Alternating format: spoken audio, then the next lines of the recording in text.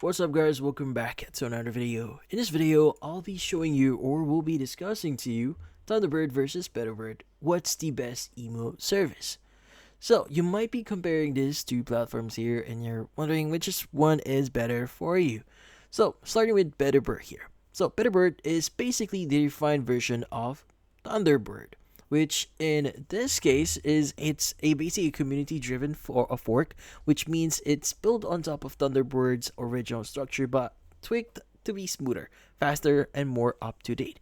Now think of Thunderbird here with performance polish. Now, you still get all the core features like multiple email accounts, message encryption, and calendar integration, and powerful filtering, but with the cleaner interface and fewer bugs here.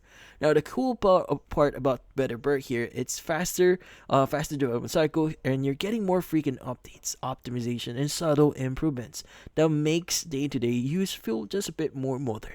Now, if you're someone who wants a Thunderbird-like experience without the clunky UI or occasional sluggishness, then Betterbird feels like a smarter and smoother alternative here. Now, what about Thunderbird here?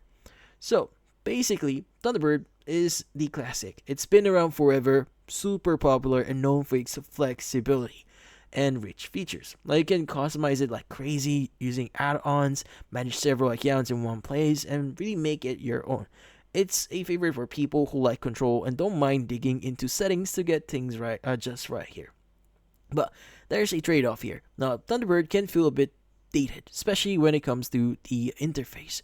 Now, the look isn't quite as slick, and while it's stable and reliable, it doesn't move as fast in terms of updates or new features.